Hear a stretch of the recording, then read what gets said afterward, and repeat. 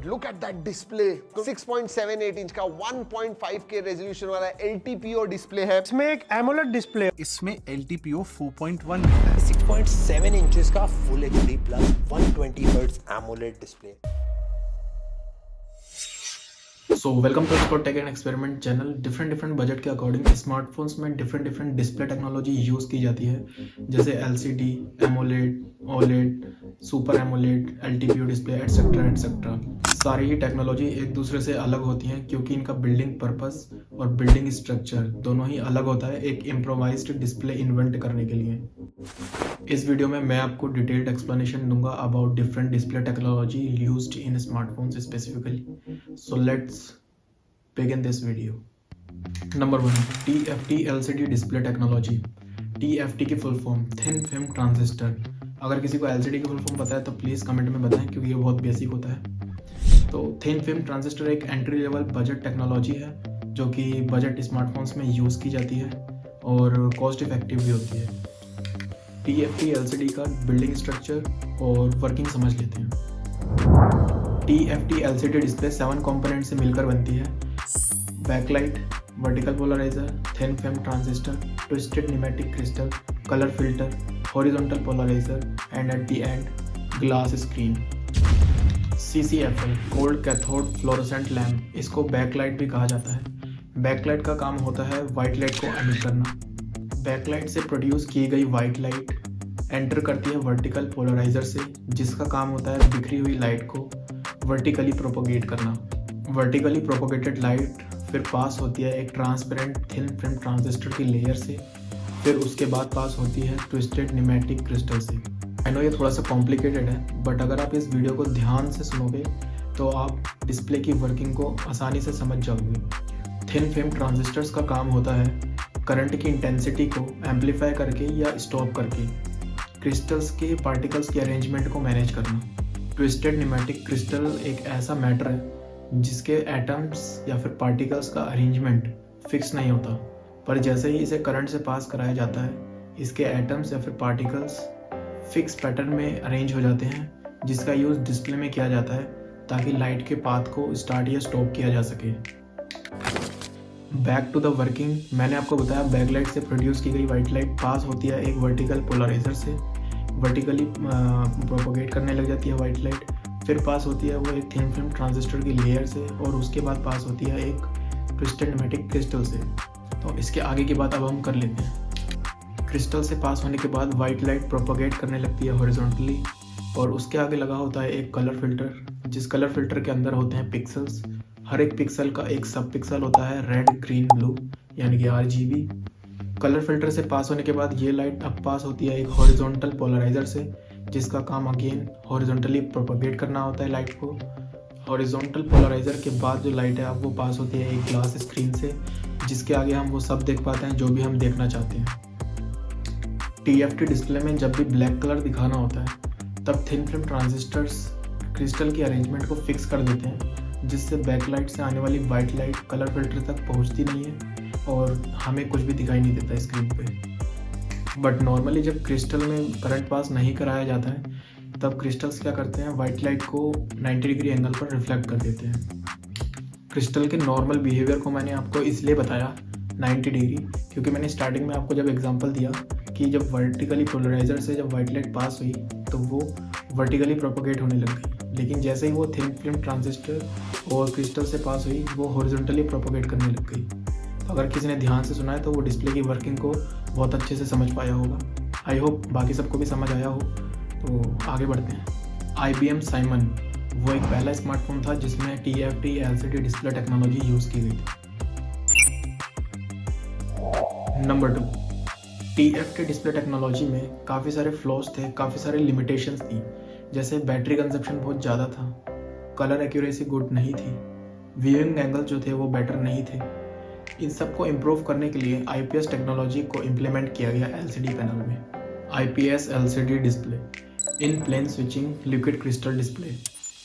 IPS और TFT दोनों ही LCD के ही टाइप हैं। IPS में क्रिस्टल की अरेंजमेंट को प्लेन से हॉरिजॉन्टली रखा गया और इसमें मेजरली क्रिस्टल की अरेंजमेंट और क्रिस्टल के रोटेशन पर वर्क किया गया। IPS LCD और TFT LCD दोनों ही अपोजिट तरीके से वर्क करती हैं। IPS में जब भी ब्लैक्स दिखाना होता है तब क्रिस्टल्स पर वोल्टेज अप्लाई नहीं किया होता है, पर जैसे ही वोल्टेज अप्लाई किया जाता है इस पर तब लाइट का पाथ ओपन हो जाता है और लाइट पास थ्रू होने लग जाती है।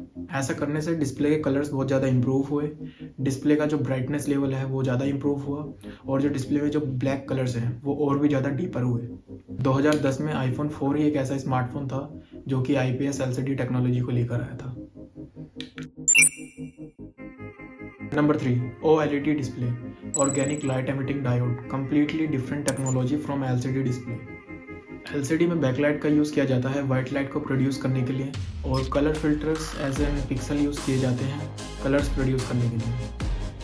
बट OLED डिस्प्ले में हर एक पिक्सल का खुद का एक लाइट सोर्स होता है, organic LED।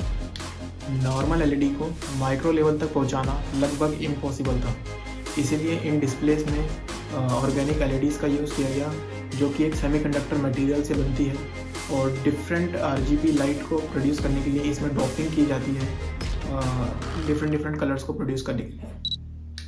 OLED display no doubt IPS display से काफ़ी ज़्यादा बेटर है, फिर चाहे वो व्यूइंग एंगल्स की बात हो जाए, ब्राइटनेस लेवल की बात हो जाए या फिर डीप ब्लैक्स शो करने हो। OLED डिस्प्ले में जब भी ब्लैक्स शो करने होते हैं तब हर एक पिक्सल अपने लाइट सोर्स को बंद कर देता है, यानी कि वहाँ पर LED बंद रहती है और बंद रहती है इसलिए हमें डीप ब्लैक्स देखने को मिलता है। अनलाइक कि IPS डिस्प्ले में ऑन रहती है बैकलाइट और वहाँ पर लाइट के पाथ को ही रोका जाता है ब्लैक शो करने के लिए। 2008 में लॉन्च हुआ Nokia N85 एकलौता एक ऐसा स्मार्टफोन था जिसमें सबसे पहली बार OLED डिस्प्ले का यूज़ किया गया। Number 4, AMOLED display, active matrix organic light emitting diode. AMOLED display same OLED display ही है बट इसमें एक TFT की लेयर लगा दी जाती है थिन फिल्म ट्रांजिस्टर्स की, जिसमें क्या होता है कि हर एक पिक्सल के पास ट्रांजिस्टर होता है, एक कैपेसिटर होता है ताकि वो चार्ज को मेंटेन कर पाए। और ऐसा सब कुछ इसलिए किया जाता है ताकि डिस्प्ले के कलर्स को एनहेंस किया जा सके और जो डीपर ब्लैक्स है वो ज़्यादा दिखे और कलर कॉन्ट्रास्ट है वो ज़्यादा बढ़ सके। AMOLED डिस्प्ले और OLED डिस्प्ले पहले से बहुत पतली हो चुकी थी क्योंकि OLED डिस्प्ले में जो कलर फिल्टर था वो हटा दिया गया था और जो बैकलाइट थी वो हटा दी गई थी, तो इससे क्या था कि साइज़ जो था वो बहुत पतला हो चुका था। और AMOLED में बस इतना हुआ कि वहाँ पर TFT की लेयर ऐड करी गई कलर एनहेंसमेंट के लिए। 2006 में BenQ Siemens S88 एक पहला इकलौता स्मार्टफोन था जिसमें सबसे पहली बार AMOLED डिस्प्ले को दिया गया। Number 5, super AMOLED display. Super AMOLED display AMOLED display ही है बट इसमें एक टेक्निकल डिफरेंस ये है कि जो टच सेंसिटिव लेयर होती है वो डिस्प्ले के अंदर ही इंटीग्रेटेड होती है, क्योंकि जो AMOLED डिस्प्ले थी उसमें क्या है टच सेंसिटिव लेयर जो है वो अलग से बनाई जाती है और उसके ऊपर लगाई जाती है, फिट की जाती है। बट सुपर AMOLED में इंटीग्रेटेड दी गई तो इसमें और इन्हेंसमेंट आया और इम्प्रूव किया गया पहले से ज़्यादा। Super AMOLED display technology Samsung की खुद की डिस्प्ले टेक्नोलॉजी है, इसलिए 2010 में जब सैमसंग गैलेक्सी S आया था तब उसमें सुपर AMOLED डिस्प्ले को दिया गया था। सुपर AMOLEड डिस्प्ले जो है वो सिर्फ सैमसंग के फ़ोन्स में ही आती हैं और बाकी किसी के फ़ोन्स में नहीं आती हैं। Number 6, LTPO AMOLED display technology. ये टेक्नोलॉजी करंट के स्मार्टफोन्स में बहुत ज़्यादा फीचर करके दिखाई जाती है और आजकल के स्मार्टफोन्स में जो महंगे आ रहे हैं LTPO डिस्प्लेस का ही यूज़ किया जाता है। LTPO AMOLED डिस्प्ले की फुल फॉर्म है low temperature polycrystalline oxide active matrix organic light emitting diode. LTPO AMOLED display high refresh rate और फास्टर रिस्पॉन्स टाइम देने के लिए बनाई गई, एक तरह से डायनेमिक रिफ्रेश रेट, क्योंकि इसमें एक LTPO बैकप्लेन लगा होता है जो कि वेरिएबल रिफ्रेश रेट प्रोवाइड करता है 1 हर्ट्ज से लेकर 120 हर्ट्ज तक या फिर उससे ज़्यादा। LTPO डिसाइड करता है कि किस पिक्सल पर स्विच करना है bye regulating current in the thin film transistor.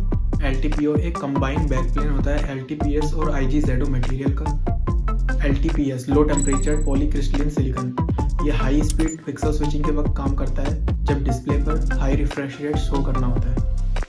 IGZO indium gallium zinc oxide, ये लो रिफ्रेश रेट ऑपरेशन के लिए वर्क करता है, जैसे कि कोई स्टैटिक कंटेंट दिखाना हो या फिर जैसे AOD ऑलवेज ऑन डिस्प्ले।